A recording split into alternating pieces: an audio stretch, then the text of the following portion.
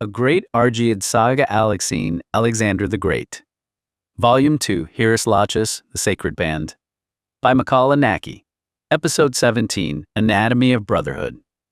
Macedonian cubs, Theban crucible. The crisp, frost-laced bite of mid-October gripped Thebes in 368 BC, turning the morning breath into white plumes over the flagstones of the noble quarter. Inside the sprawling compound of Archidamus, a veteran hoplite whose scarred limbs and bronze-dusted cloak anchored the household, the dawn did not arrive quietly. It arrived with the thunder of small, bare feet against timber and the sharp, echoing laughter of children who had long since learned that survival in a foreign city demanded absolute, unrelenting energy. In the sunlit central courtyard, Gorgo, the veteran's steady and watchful wife, stood near a brazier of burning olive wood, wrapping thick wool cloaks around her shoulders while keeping a sharp eye on the chaos before her. They run with such careless fire, Gorgo thought, watching the pack collide near the stone basin. They are fed on Attic grain and Boeotian discipline, but their blood belongs to the northern crags. How many of these little wolves will live to wear crowns, and how many will fill shallow graves before their beards even sprout? Not far away sat Timoclea, the fierce and brilliant wife of Pelopidas. Timoclea poured steaming barley water from a clay pitcher, her sharp eyes tracking the swarm of boys who filled the peristyle. Pelopidas thinks we are merely holding hostages to keep the northern border quiet, Timoclea mused inwardly, a cold, hard edge of pragmatism tightening her grip on the clay jug. He doesn't see what I see. These boys are cubs snatched from the lair, forced to study our phalanxes, our geometry, our ruthlessness. When they go back, they won't bow to Thebes. They will use everything we've beaten into them to conquer their own chaotic world. Among them were the Macedonian hostages. At barely 6 years old, Cleitus was the youngest of the Macedonian contingent, his small frame swallowed by an oversized woolen tunic that tripped his heels whenever he tried to match the longer strides of the older boys. I am a prince of the Argeads, Cleitus thought fiercely, swallowing back the lump of homesickness that threatened to choke him every morning when he woke up beneath strange ceilings. I will not trip. I will not cry. My father's house does not break for cold air or strange beds. A sudden sharp pang hit him as an image of Leonnatus flashed through his mind, his sister, whose warm hands and steady voice were thousands stadia away in Pella, far beyond the reach of these gray Boeotian stones. Leonnatus is not crying, he told himself, hardening his jaw against the ache in his chest. She is holding our house together while we are gone. When I go back to Pella, they will see a warrior, not a child. Nearby, his companions clustered in tight, fiercely competitive packs. Lysias, at 7, the oldest and most serious of the group, already trying to mimic the solemn posture of his elders, Cylon at 6, Phormio and Simmias and Polemon, all tumbling together in a tangle of limbs over a stray leather ball. Corhegus and Manilius, both 7, stood at the edge of the flagstones arguing fiercely over who held the better carved wooden spear. If I let him take the lead, the others will smell weakness, Lysias calculated behind his solemn, mask-like stare. In Thebes, a foreign boy shows hesitation once, and they treat him like a dependent. I must outrun them, outthrow them, outthink them. Give it back! Cleitus shrieked in his high, youthful treble, lunging forward with surprising ferocity, as Cylon snatched a piece of whittled pine shaped like a Boeotian shield. My father says a true Macedonian never yields his iron. Cylon laughed, dodging behind the taller frame of Ariston, Archidamus' own young son, who stood with his arms crossed, trying his best to look like a commander of a phalanx. Let them squabble over scraps of pine, Ariston thought, puffing out his chest to mirror the stance of his veteran father. My father fought at Leuctra. Someday these northerners will look to me for orders on how a real battle line is held. Your father is miles away in Pella, little cub, Cylon retorted, though he grinned, tossing the wooden toy back before the dispute could turn into actual blows. And here, you play by the rules of the Sacred Band. Timoclea watched the exchange from the warmth of the colonnade, a faint, knowing smile touching her lips as she handed a cup of warm wine and honey to Gorgo. Look at them, Timoclea murmured, her voice carrying a quiet, dangerous undercurrent of foresight. They fight over wooden toys today, but they are breathing the air of the Cadmea. Every drill they run, every lesson Theodorus beats into their skulls, every harsh glare they endure under this roof, it is forging them into steel. When they return to the north, they will not be the same boys who crossed our borders. Gorgo sipped her drink, her gaze lingering on young Cleitus, who had managed to snatch the wooden spear back and was now standing tall, chest out, glaring defiantly at the older boys. They think they are hostages, Gorgo said softly, watching the crisp autumn sun catch the bronze clasps of the cloaks on the courtyard wall. They do not yet realize they are being handed the keys to the entire Hellenic world. With a sudden shout from Lysias, the pack broke formation again, the Macedonian boys charging across the frost-kissed grass toward the practice ring, their laughter chasing the morning chill into the shadows of the ancient columns. Geometry of the Sacred Band. The training ground outside Thebes buzzed with the disciplined energy of hundreds of young men. Philip stood beside General Epaminondas. At his feet were two massive molosser dogs. Pithos, meaning trust, or confidence in Greek, and Argos, named after the loyal dog of Odysseus. They remained silently watchful, adding to the general's commanding presence. Standing just behind the young Macedonian prince were 4 young Macedonian companions. They watched the rigid discipline of the Theban hoplites with a mixture of intense scrutiny and youthful skepticism. Look at them marching in lockstep like clockwork toys, Antigonus thought, his arms crossed over his broad chest as his dark eyes tracked the seamless pivot of the sacred band. They move as a single machine, but a machine has no soul. Give me a hillside, a disorganized line of tribal spearmen, and true blood, sworn loyalty, and I'll shatter this pretty geometry. Peithon shifted his weight, his fingers twitching restlessly near the pommel of his dagger. It's all theater, Peithon mused, a cynical smirk playing at the corner of his mouth. They wrap themselves in philosophy and mutual adoration to disguise the fact that they are just men standing in a ditch. Let a real storm break over their heads, and we will see how long their poetry holds back a cavalry charge. Leonnatus, younger and leaner, stared with wide-eyed fascination at the synchronized clash of bronze shields. You cannot deny the terror of it, Leonnatus thought, his breath catching slightly in his throat. They do not break. Even when the lines collide, they fight as though every man's life is stitched directly to his neighbor's. There is a terrible, magnificent power in that unity. Amyntor, standing quietly beside Leonnatus, adjusted his cloak against the midday breeze, his expression carefully neutral. The Thebans talk of love and death as if they hold a monopoly on courage, Amyntor thought, his analytical mind dissecting the formation. They tie their military might to their beds and their passions. It is a dangerous foundation. If the heart breaks, the army follows. Epaminondas, known for his strategic brilliance and brutal efficiency, watched the sacred band's practice with a critical, evaluative gaze, showing a mix of satisfaction and a constant drive for improvement. He was a seasoned warrior, and his appearance reflected the harsh realities of war and the years of experience that shaped his strategic thinking. He commanded respect both through his accomplishments and his commanding presence.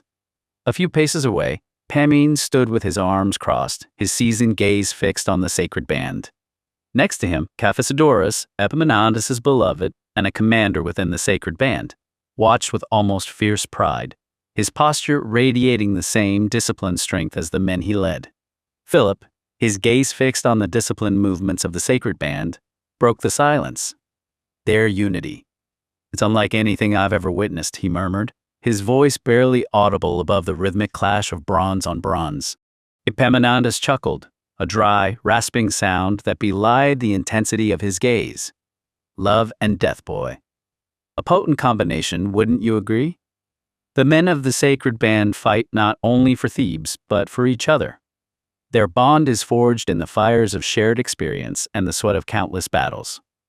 Have you experimented? With men, I mean? He offered a teasing yet knowing smile. Philip, his attention still lingering on the warriors, paused before answering. I have observed them out of curiosity, he admitted, yet my natural inclination is toward women. It is women who truly capture my interest. While he had had some experiences with men, both boys and adults, the Theban sacred band presented a different kind of allure. Like many young men, Philip had experimented in his youth. However, within the confines of his hostage situation, acting on his desires, whether for women or men, was practically impossible. Exploring his sexuality with women was not the norm in his current circumstances, Yet he had found ways to do so previously. The warriors' powerfully sculpted physiques and vibrant masculinity were undeniably attractive. They possessed a striking physical presence and almost palpable energy. He felt a sense of admiration, a recognition of exceptional male beauty, honed and intensely alive. The nature of connection, he mused, was fundamentally different between men and women, and between men and men. The dynamic of opposition, the push and pull of contrasting natures that define the relationship between men and women, was absent in the bonds between men. Regarding physical interaction, emotional engagement, and even intellectual sparring, relationships with men felt more straightforward. It was, he thought, a continuation of the games of boyhood, a refinement of the roughhousing and shared adventures. Boys played with boys, and men, in a sense, continued to play with men, the foundation of their connection, not necessarily rooted in the tension of opposite attraction. Men expressed attraction and affection toward one another in readily understandable ways, such as the bond between brothers and a sense of belonging to a shared world. It was easy to find common ground as we shared similar interests and experiences. Sex, while it could be a part of it, was not the core of the connection. The essence of the bond between men lay more profoundly in a shared understanding of what it meant to be a man, in the camaraderie and mutual respect that men were capable of offering one another. There was a directness, a lack of the intricate emotional dance that characterized relationships with women. With men, the lines were more precise, the motivations more transparent, the connection, in its way, more elemental. Epaminondas met his gaze with an enigmatic smile. "You likely do not yet grasp the true power between men such as us," he said, his voice low and resonant. "Our very essence, the power of our physical connection, its dynamics, bears a striking resemblance to the struggle we face against our enemies on the battlefield. Our intimacy with one another is built upon the shared ground of life and death, the crimson earth stained with fresh blood." He paused, his gaze intensifying. "We have all stared into the abyss, felt the cold breath of mortality. We appreciate life with a fierce intensity, for we share it together, striving for a glorious existence and accepting the possibility of a shared end. Such ecstasy, such profound connection, perhaps you have yet to experience it fully." Behind them, Antigonus muttered under his breath to Peithon, "He speaks of war like a lover in a garden." These Thebans confuse sentiment with steel. "Let them," Peithon whispered back, his eyes narrowing. "It makes them predictable when the ground turns to mud." Epaminondas stepped closer, his voice a deep, knowing rumble. "Indeed, Prince Philip. It is not merely a philosophical ideal here. It is the very foundation of our military might. A man will fight harder, stand firmer, and die more bravely for the one he loves than for any abstract ideal of country or glory. This is the truth we have proven on countless fields." Caphisodorus added, his voice ringing with conviction, "We train together, we live together, we bleed together. There is no weakness, no hesitation when your beloved's life depends on your shield and yours on his. It is a bond that transcends fear." He glanced at Epaminondas, a look of profound devotion in his eyes, before returning his gaze to Philip. Epaminondas's thoughtful expression revealed a deeper understanding of the Sacred Band's unique nature. "We are born into this, boy. This bond between men is a loyalty and dedication, forged in the crucible of battle, and sanctified by mutual respect and shared intimacy. It transcends societal norms, going beyond the expectations of a traditional family. We don't seek marriage with women, we don't bear children. We don't conform to ordinary conventions of heterosexual relationships. This is our family, these are our bonds. This loyalty runs deeper than any normal connection. In the exhilarating rush of adrenaline, we thrive in the heat of battle, experiencing that vibrant awareness of being truly alive and glorious, right up until the moment the underworld gates open to welcome us to the realms of immortality." His voice resonated with quiet pride, reflecting deep satisfaction with their unique identity and unwavering devotion to Thebes. This devotion was the source of their enduring strength and loyalty to each other. The connection, cultivated in the heart of battle and cemented by shared experiences, created a robust military unit. The Sacred Band of Thebes embodied something unique compared to ordinary male warriors. Leonnatus watched Epaminondas intently, whispering softly to Amyntor, "He makes bondage to a city sound like the highest freedom." It is freedom of a very narrow, terrifying sort, Amyntor replied quietly, his eyes sweeping over the massed hoplites. They belong entirely to the state because they belong entirely to each other. But is such a bond practical? Could it be replicated?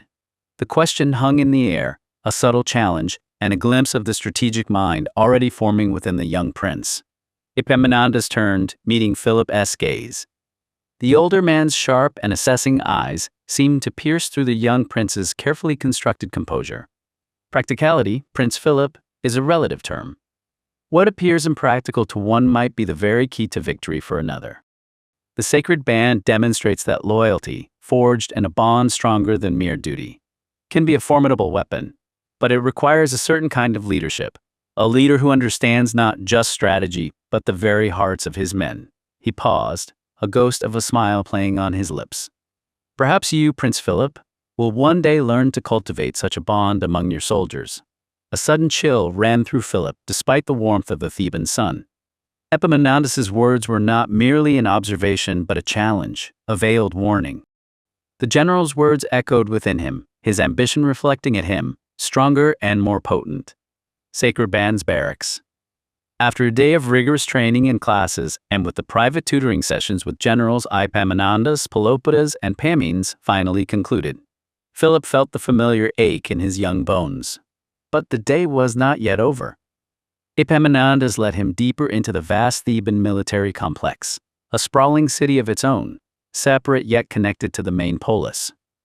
The air, once filled with the clatter of bronze and the sharp commands of drill sergeants, grew quieter here, replaced by the hushed murmur of a more intimate, fiercely proud community. Walking closely behind Philip and the general were his 4 Macedonian companions, Antigonus, Peithon, Leonnatus, and Amyntor, who had accompanied him through the day's grueling schedule. Look at the layout of these quarters, Antigonus thought, his sharp eyes scanning the neat rows of timber and stone barracks as he strode past. It is built like a fortress within a fortress. They don't just sleep near each other. They live crammed together so tightly that individuality is beaten out of them until nothing is left except the unit. Peithon smirked, keeping his voice to a low murmur meant only for Leonnatus' ears. A community of lovers and warriors, they call it. To me, it looks like a gilded cage where men surrender their own names to become part of a swarm. Leonnatus, however, felt a strange, quiet awe settling in his chest as he observed the orderly courtyards. There is no chaos here, Leonnatus thought, his gaze lingering on a pair of young warriors cleaning their gear together outside one of the chamber doors. Every man knows his place, his duty, and his partner. In Macedonia, our lords fight for personal glory and clan blood. Here, they fight for a shared breath. It is terrifyingly complete. Amyntor adjusted his woolen tunic, his analytical mind dissecting the architecture and the social engineering behind it. They flatten all social hierarchies right down to the dirt, Amyntor mused internally. No noble houses, no private estates within these walls, just the pairing and the collective. It is an entirely unnatural order made durable through sheer, unyielding devotion. Here, Philip, is the heart of Theban might, Epaminondas said, his voice dropping to a lower, more reverent tone. Not in the number of our soldiers, but in the unbreakable bond between them.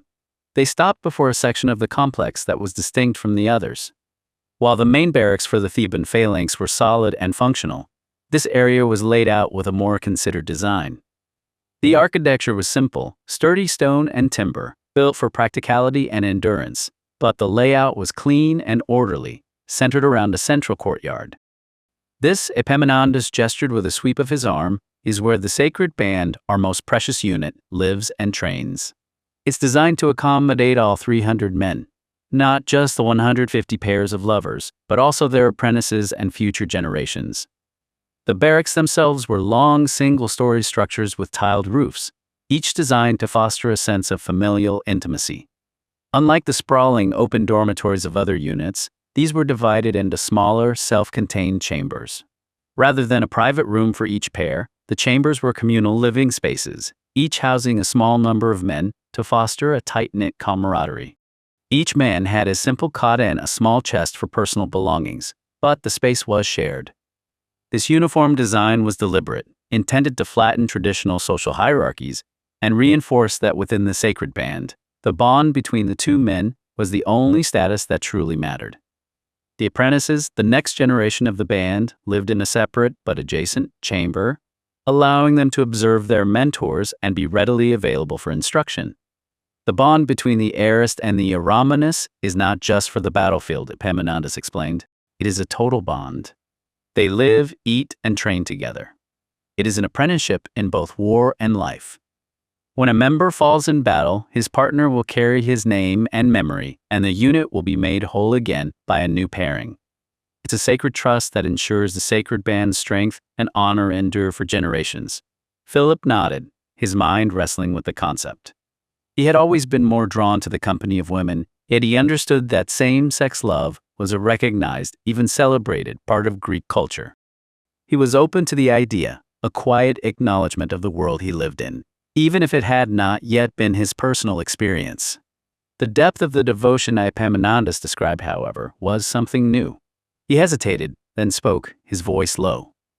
"General, I have heard tales of these relationships, but to be so intimate, to be bonded in this way, is it always between just two men?" Epaminondas and Pamines exchanged a look. Pamines, a man of direct action and few words, stepped forward. "The bond is a foundation, Philip, a partnership. But that does not mean it is a private one. We are a community, a family. Our love is not a possession to be hoarded." Epaminondas picked up the thought smoothly. "Precisely. The love between a man and his beloved is a force. And forces can be shared. A pair may find their bonds strengthened by sharing their most intimate nights with other pairs and members of the unit. It is an act of trust, a display of vulnerability that deepens their love rather than diminishes it. It is a shared sense of freedom in sex and communal living that truly forge the unbreakable relationships you see before you. They are all homosexuals, men drawn to other men. It is the natural state of this unit, and it is what makes us so strong. We live and love openly, without shame or pretense. Behind them, Antigonus muttered under his breath, they share everything down to their blankets. It's an army built like a cult that broke the Spartan myth at Leuctra, Peithon countered quietly, his eyes narrowing as he watched the interactions around the courtyard. "Dismiss it if you want, Antigonus, but it works." Philip took a moment to absorb this. This was not the simple pairing he had imagined. This was a complex, shared existence, a form of love he had never considered. He knew his inclinations were different, but he also recognized the immense power in what the general was describing. A unit bound not just by loyalty, but by shared intimacy, by a love so profound it transcended the boundaries of a single pair. Epaminondas led Philip past the chambers to a large stone building at the far end of the courtyard. "This is our hoplithe," he explained, pushing open a heavy wooden door. The air inside was incredible, smelling of oiled leather, metal, and wood. Rows of gleaming bronze and iron stood neatly racked. The long wooden shafts of the doru, spears, the crescent-shaped blades of the kopis, swords, and the heavy aspis, shields, with their distinctive Theban insignia. "The sacred band's equipment is the finest in Greece," Epaminondas said, his voice echoing slightly in the spacious hall. "Not only are these weapons and armor kept in immaculate condition, but we also have our crafting and repairing stations. The men take immense pride in their gear, and learning to maintain and repair it is part of their training. A soldier is only as good as his equipment, and a broken breastplate, or blunted sword, is a failure we will not tolerate." Leonnatus ran a hand lightly along the edge of a racked spear, whispering to Amyntor, "Look at the uniformity of the metalwork. There's no cheap bronze here. Every piece is weighted and balanced for a man standing shoulder to shoulder with his brother. Because a single flaw in a shared wall brings down the whole line," Amyntor replied softly. Next, they passed another large, bustling building from which came the fragrant, mouth-watering aromas of roasting meat and simmering stews. This was the unit's magarion, a kitchen so vast it dwarfed any ordinary household kitchen Philip had ever seen. A team of cooks, mainly enslaved but working with the speed and expertise of a well-drilled squad, bustled around a roaring hearth, chopping vegetables and seasoning a large boar skewered over the flames. A massive stone oven, its exterior still radiating heat, stood against one wall where the day's bread had been baked. Beside it, a large table was laden with fresh-baked loaves, their crusts golden and crisp. A warrior's strength is forged not only by his will, but by his nourishment, Epaminondas remarked. Feeding more than 300 men, and feeding them well, is a task as important as any military maneuver. The food here is abundant and rich, and the men eat together in the sicilian, he said, pointing to the neighboring communal dining hall. It is where they break bread together, strengthening the social bonds of the unit. There are no distinctions here, no hierarchy at the dinner table. A senior commander eats the same meal as the newest apprentice. Epaminondas then led Philip to a thick, heavy door immediately adjacent to the kitchen. And this is the potheke, the storage room, he said, opening it to reveal a cavernous, cool space. Large clay jars, known as pithoi, stood in rows filled with grains, olives, and salted fish. Other, more miniature amphorae were stacked high, holding wine, while sacks of dried legumes and fruits were piled neatly in a corner. All the provisions are stored here, close at hand. We brew our light wines and prepare other drinks to be mixed with water for every meal. For our men, this is a matter of hygiene and sustenance, not intoxication. It is a strictly regulated part of their diet that ensures the rigors of training or battle never impair them. A drunken soldier is a dead soldier and a liability to his beloved. Laundry and the baths. He then led Philip to a thick, heavy door immediately adjacent to the latrines. And here is our lantina, our laundry facility, he explained, opening the door to a large stone-paved room where several large basins were filled with water. For our men to stay healthy, their clothes must be clean. The men do not spend their time on such tasks. It is the work of our enslaved staff. They use a mixture of water and wood ashes, a form of lye, to wash the dirt from the garments, and then lay them out in the sun to dry. This ensures that even the most necessary needs of our soldiers are taken care of, allowing them to focus entirely on their training and duties. Standing just behind Philip, the 4 Macedonian companions observed the cavernous laundry room with quiet scrutiny. Even there, washing is organized like an imperial workshop, Antigonus thought, shaking his head slightly at the rows of drying tunics flapping in the courtyard breeze. Every detail accounted for, every hour scheduled. They leave nothing to chance. Peithon leaned against the doorframe, a cynical smirk playing across his lips. And slaves to scrub their woolens while the warriors pose with their spears, he muttered softly to Leonnatus. A very comfortable way to maintain an ascetic military ideal. Leonnatus didn't laugh. His eyes tracked the systematic efficiency of the workers.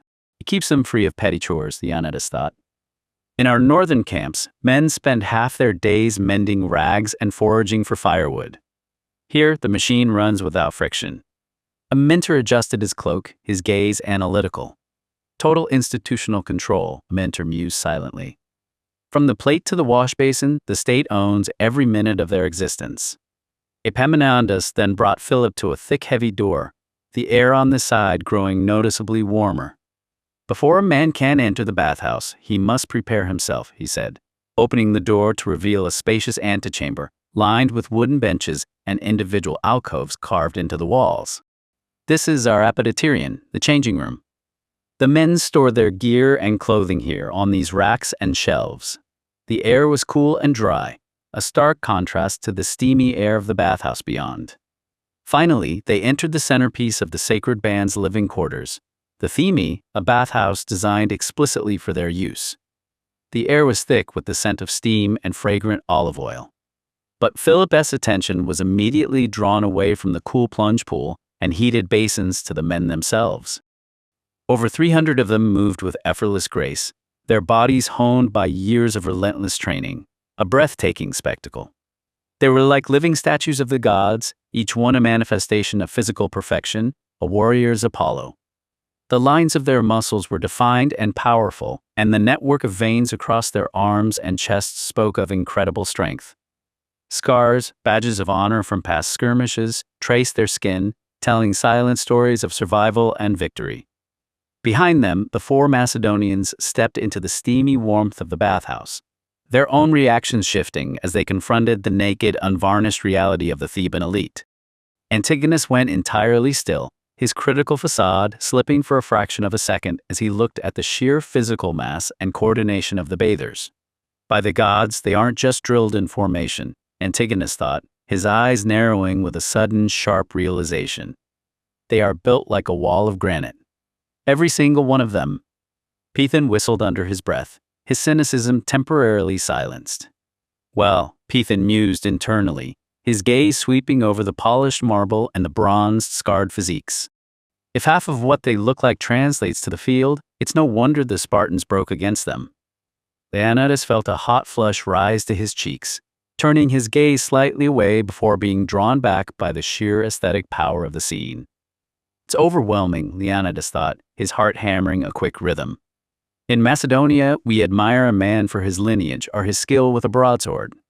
Here, they worship the body itself as an instrument of war and devotion. Amyntor crossed his arms, his analytical detachment faltering as he surveyed the steam-wreathed hall. It's a deliberate theater of power, Amyntor thought, though his breath caught slightly at the raw, undeniable magnetism of the warriors. They strip away every badge of rank, every garment of status, and leave only raw muscle and absolute, terrifying cohesion. Philip, a future king and a connoisseur of beauty in all its forms, found himself transfixed. He had always been drawn to the softness and grace of women, but the sight before him was something entirely different. This raw, undeniable power was both magnificent and terrifying. A strange, powerful allure took hold of him, a fascination he couldn't quite admit, not even to himself. These were not just men. They were beautiful killing machines, their physical forms a testament to the deadly purpose they served. This is where they cleanse their bodies and their minds, Epaminondas said, his voice cutting through Philip's reverie. This bathhouse is not just for hygiene. It is a space for quiet reflection, for conversation and healing. It is a place to recover from the physical toll of their lives. He gestured to a small table where a collection of bronze implements, small jars, and towels lay. Our men do not use modern soap. They use finely sifted sand and volcanic pumice to scrub their skin. Then they apply fragrant olive oil from these jars, which is worked into the body. This oil is a cleanser in its own right, lifting dirt and sweat from the pores. He picked up one of the curved bronze tools. Then, with the strigil, they scrape away the oil, grime, and dead skin, leaving their bodies fresh and clean. The cool and hot water baths are the final step in the process, a rejuvenation for both the body and the mind. Leisure and entertainment. The mind and spirit must be nourished as much as the body, Epaminondas said, leading Philip into a long open room, adjacent to the physician. This was a communal space dedicated to leisure. The room was well lit by oil lamps and lined with low cushioned benches. The air, now free of cooking scents, was peaceful and filled with a low murmur of conversation, and the occasional burst of laughter. Trailing closely behind, the 4 Macedonian companions stepped into the warm glow of the hall, their eyes scanning the relaxed postures of the elite warriors. Even in repose, they are studying each other, Antigonus noted internally, leaning slightly against a stone pillar as he watched a pair of veterans bent over a game table. They don't drink themselves into a stupor, like our lords in Pella. Every hour here is measured, calculated to keep the edge sharp, even when the sword is in its scabbard. Peithon let out a soft, unimpressed huff, keeping his voice a low hiss for Leonnatus' ears. Board games and gentle lyre music, Peithon murmured. They try so hard to look like philosophers when they're off duty, but beneath it all, it's just another leash. Leonnatus didn't reply immediately, his attention caught by the young men sitting shoulder to shoulder near the hearth, talking in quiet, intense whispers. It isn't a leash, Leonnatus thought, a strange, wistful curiosity stirring in his chest. It's a sanctuary. In Macedonia, every man sleeps with one eye open, watching for daggers from his own cousins. Here, they actually lower their guard. Amyntor adjusted his sleeve, his analytical gaze sweeping across the room. Controlled recreation, Amyntor mused silently. They replace tavern brawls and political plotting with poetry and strategy games. It keeps their aggression channeled entirely toward the state's enemies. This is a place for the men to gather in the evenings, Epaminondas explained. They do not have plays or races here, for those are festivals for the city as a whole. But within these walls we find our forms of rest and diversion. He pointed to a group of men sitting on the floor around a small, low table, their heads bent over a checkered board. They play Pachia, a game of strategy much like your Spartan king's game of checkers, or they pass the time with dice games. These activities, seemingly simple, are a quiet way to hone the mind and practice discipline. Across the room, another group was gathered around a man with a lyre, whose gentle strumming filled the space. Music and poetry are a vital part of our evenings, Epaminondas continued.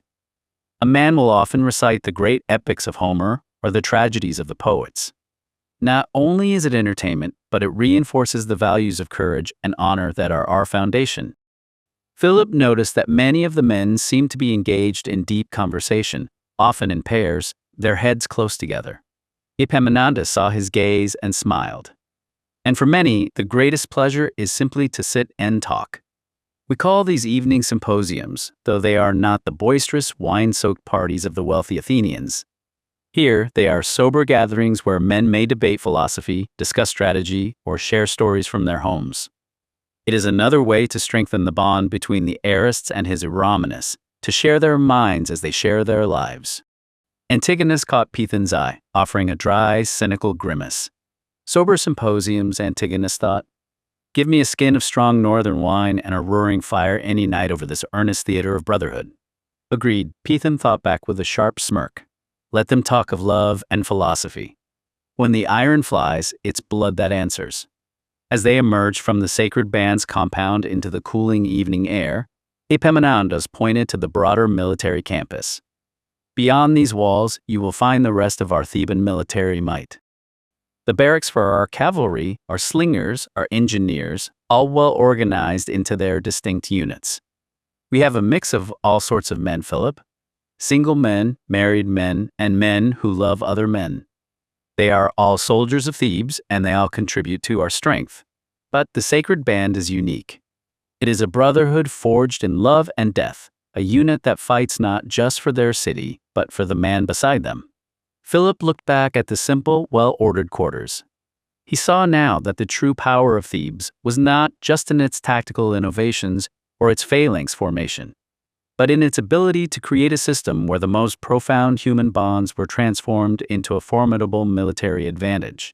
He knew that this lesson, more than any lecture on military strategy, was the true gift of his time in Thebes.